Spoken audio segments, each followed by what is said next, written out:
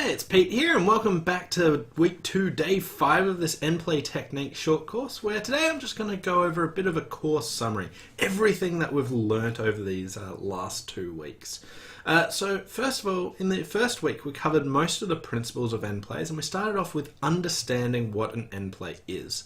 So an end play, like we said, was just forcing your opponents to do something detrimental to them. You restrict their options and then you put them in and they have to choose something that they didn't want to have to do.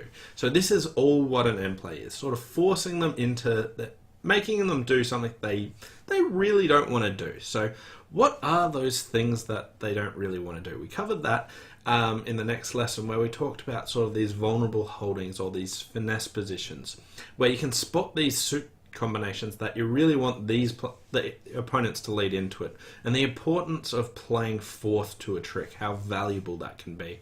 So leading into these vulnerable holdings where if they lead into it they give away their chances.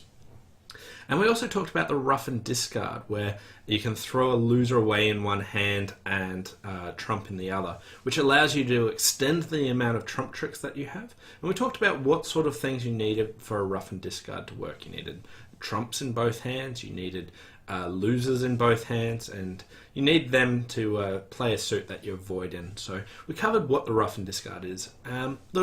They're the main 2 things that are detrimental to them, but we also talked about frozen suits, which is similar to vulnerable holdings or finesse positions. So we covered that as well. So frozen suits, rough and discards, vulnerable holdings. They're the sorts of things that we want the opponents to be able to do for us. So end plays occur when you can spot that this is something that you want your opponents to do, and then can we make them do it? So that led into the next part of an end play, which is the elimination and throw-in. So elimination is restricting your opponent's options. Now usually if we've got a trump suit, we can just play all of our suits so that it sets it up so it can give us a rough and discard.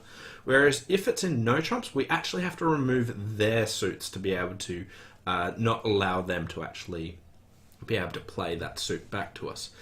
So elimination is all about restricting their safe exits. If we throw them in, can they play this back to us? That's not, if this suit isn't beneficial to us, then we want to try and force them into doing something else. And this is a really key part of end plays, which is restricting their options. And then we also worked out what the throw-in suit is, trying to work out when are we going to let the opponents in? What card are we going to use to throw them in and force them to actually lead to the next trick? We also discussed one of my favorite bits of logic and is applicable on lots of bridge hands, not just end plays, which is thinking about what the opponents can do back to you. So if you let them in, what can they play back to you? And how can we restrict those options is about an end play. But even in non-end play positions, when you're considering taking a finesse, what are they going to do back if the finesse loses? Don't just think, if this finesse wins, I have this trick, and if it loses, I don't have this trick. Also extend that reasoning, going, when it loses, what will they come back with, and what will this mean to me? So it's a very important type of logic that you want to use on all bridge hands, not just end play hands, but it's very important with end play hands to be able to think along these lines, and it forces you to realize I've restricted their options so much that they actually have to do this for me.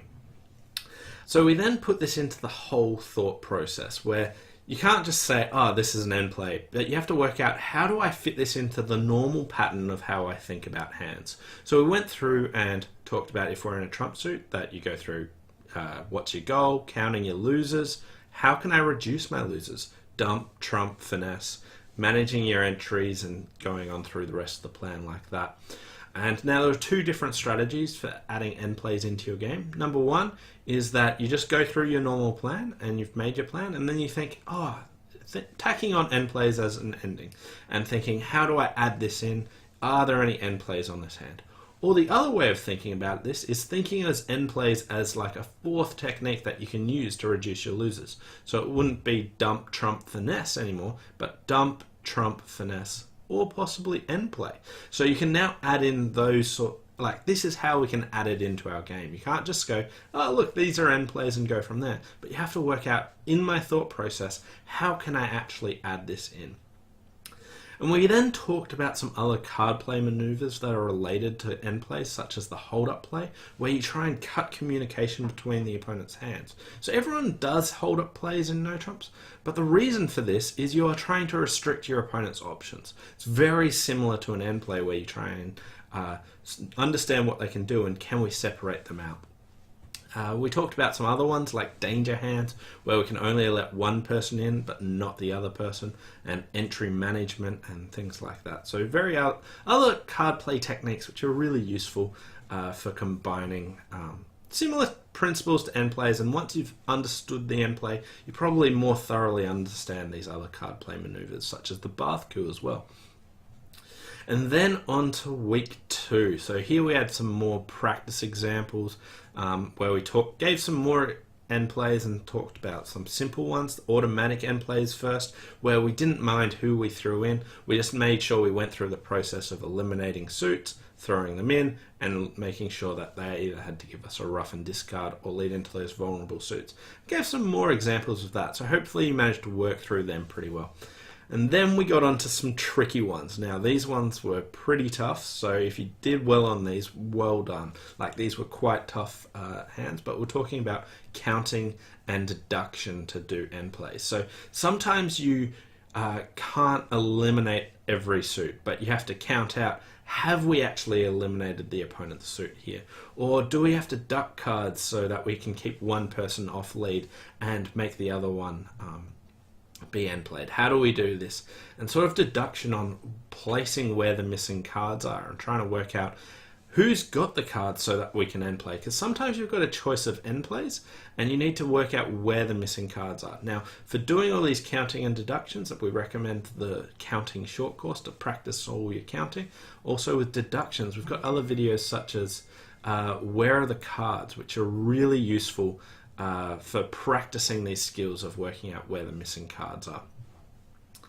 And then we talked about improving your odds. So end plays can sometimes give you a better chance at a hand. So to do this, what we did is give some hands where you just work out your normal plan and then try and work out, is the end play better and how do we actually extend it on? So sort of trying to do 2 plans and work out how much better is it for actually doing the end play.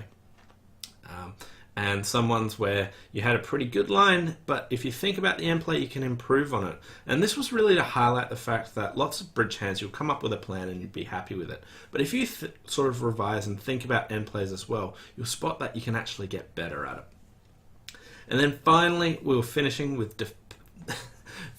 defending against end plays. Now for this, there's a bunch of techniques, about 5 of them that I brought up, but the first one was danger hand high, which was when your partner might get end played. You want to play a high card when they're trying to do the throw in, so it's not your partner that's winning the trick. The second one I talked about was unblocking, throwing away those high cards if you are the one to be end played, hoping that your partner can win the trick. And then we talked about a few of the other trickier ones where you are technically going to be end played, but you try and persuade declarer that something else is going on. So maybe you would discard in such a way so they might not guess your shape, or you might discard in such a way or lead a card so they misguess which honors you have. So a couple of techniques like that. And then early avoidance, where if you've got nothing and you think your partner's got everything, try and work out what vulnerable holdings your partner might have. Can you lead through them? Break up these end plays early. Anyway, thanks for watching. Hope you really enjoyed this course on end plays and got a lot out of it. Thanks for watching, and we'll see you next time. Bye for now.